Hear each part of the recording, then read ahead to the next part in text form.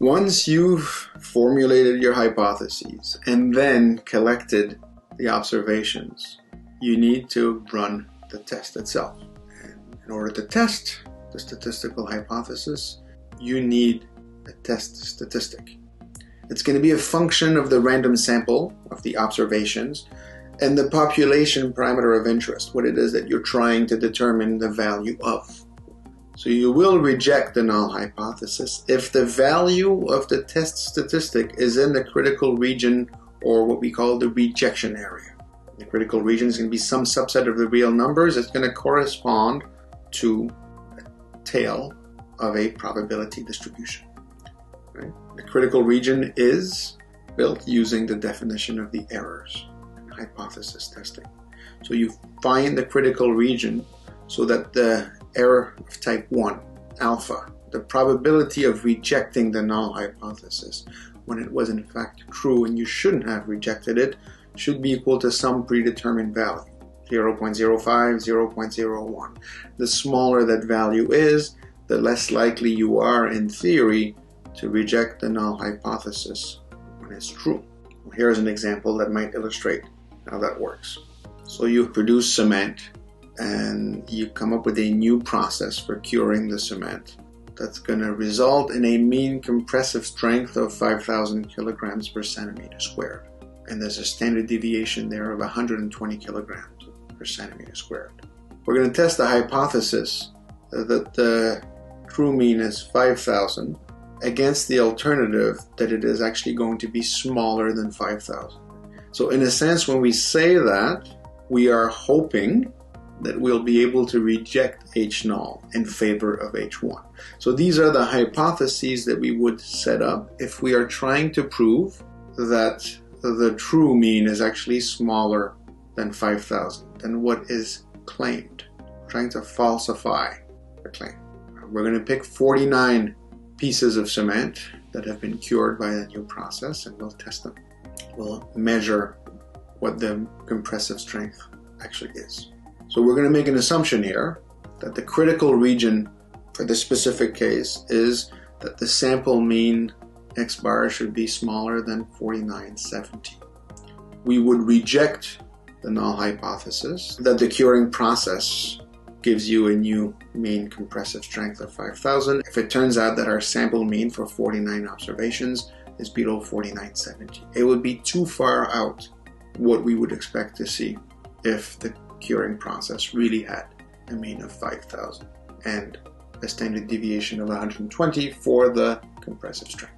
So what's the probability of committing a type 1 error when, H null is true? The probability of rejecting H null when it's true. By definition, it's just this formulation here, right?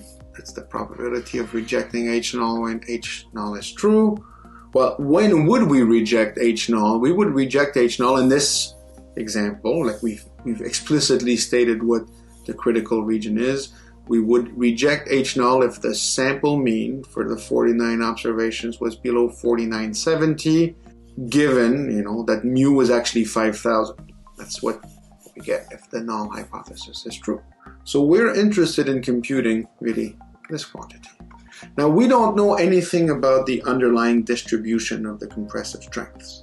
So we can't say with certainty that the probability of committing a type 1 error would be able to this normal distribution computation. But because of the central limit theorem, if n is large enough, and presumably 49 qualifies, although there might be confounding effects with the standard deviation, if it is large enough, then our probability will be approximately equal to, okay, so we want to compute this probability here.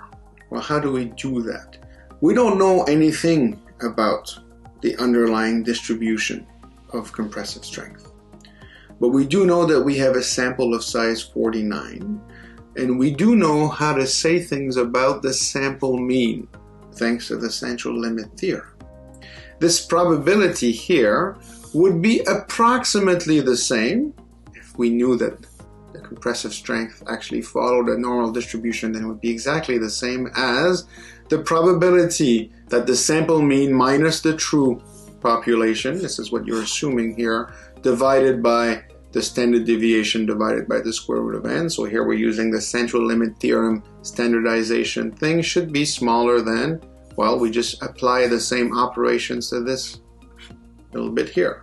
So 4970 minus 5000 divided by 120 divided by the square root of 49. So this becomes our standard normal score, and if you work out this expression, you'll get minus 1.75. So the probability of making this error, assuming that H null was in fact true, is about 4%. In other words, if the true population mean was 5,000, you would not often be seeing a sample mean for 49 observations to be below 4970. Only about 4% of the time would you be seeing that. So you would make an error about 4% of the time. Right, here I'm assuming that everything is normal, but the sampling distribution of X bar under the null hypothesis is shown in red.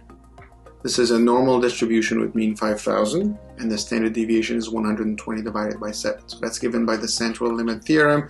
Now, in reality, it's not quite a normal distribution, because we don't know what the underlying distribution of the x's are, but 49 is probably large enough that we can treat it as though it was a normal distribution. And then you have a sampling distribution of X bar under some other true population mean. Now, our hypothesis was that perhaps the population mean should be smaller than 5,000. And here I'm showing you the one with 4990. If you thought the true mean was something smaller, if there was something smaller, we'd have a different distribution here. The critical region in this example, this is the value X bar smaller than 4970. So this quantity here. So if what you observe is actually to the left of the vertical black line, if your X bar falls anywhere here, you will actually reject the null hypothesis in favor of the alternative. And the alternative isn't necessarily that the mean is 4990. The alternative could be that the mean is smaller than 5,000. I picked one here, a specific value, to illustrate the curve. This probability here, this is the alpha, the area underneath the red curve to the left of the critical value.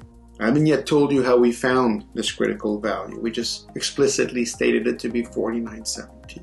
You reject the null hypothesis, even though it's true, with probability alpha to the left of the vertical line 4970. That is the critical region. Because you're making the assumption that H null is true. That's what alpha is defined as, this probability when H null is true, you are working under the red sampling probability distribution function. Now, what's the probability of committing a type 2 error if mu was actually 4990, not the 5,000 that was claimed by the null hypothesis? And of course, in order to do this computation, you have to know what the true value actually is. And in theory, you don't know what the true value is. That's what you're testing for. The definition says that this probability, this beta, is the probability of failing to reject the null hypothesis when in fact the null hypothesis was false. So you find yourself in the critical region where you do not reject the null hypothesis. In this specific example, it is when the sample mean of the 49 observations is above 4970, when the true mean was actually 4990. So now we're going to be working with the blue curve, right? We have a different conditional for this probability. According to the central limit theorem, this beta is going to be this probability that X bar is greater than 4970, where we keep in our back pocket the true value of mu is 4990. If we knew that the underlying distribution was normal, we could have the equality here, but in general, we don't quite know that. So we have an approximation. This one here is going to be an equality. And we play the same game we played previously. If we're trying to compute this thing, we need to know what the mean for x is, and then we divide by the standard deviation divided by the square root of the sample size. So this is going to be our central limit theorem standardized z value, standard normal variable. that's going to be greater than, well, 4970 minus, careful here, the mu isn't 5,000 anymore. You're making the assumption in this example that the mu is 4990 divided by 120 divided by 7, which means that you want to compute the probability that the standard normal distribution would be greater than minus 1.117, which is about 88%. Graphically, what this means is that you would fail to reject the null hypothesis when it is false, assuming that the true value was 4990 about, 87% of the time. You have a pretty big blue area here. Fail to reject the null hypothesis means that you are to the right of your decision boundary, and the fact that H null is false means that you're using some other distribution other than the sampling distribution shown in red. In this case, we had the sampling distribution shown in blue. And the power of the test, the probability that you would reject H naught when it was in fact false, that would be the probability that your sample mean for 49 observations should be below 4970, but 1 minus beta. The part where you are rejecting H null means that you find yourself to the left of x bar equals 4970. You have a small sample mean for these 49 observations. You are in the critical region, in the rejection region, but because H naught is false, you are not working under the red curve, you're working under some blue sampling curve, which would be the sampling curve for the true population mean, which you don't know in general. Right? So the power is this area here. We're seeing here the power is substantially smaller area-wise than the probability of making an error of type 2, the beta. Now, what would be the probability of committing an error of type 2 if mu, the true value, was actually 4950, say, and not 5,000, as was claimed by the null hypothesis? So by definition here, we have beta being the probability of committing a type 2 error. It's the probability that we fail to reject H null. So we're going to find ourselves to the right of the decision boundary at 4970. When H null is false, that's the probability that the sample mean for 49 observations would be greater than 4970 if the true mean value here is actually 4950 and not the 5,000 claimed by the null hypothesis. And again, we apply the central limit theorem.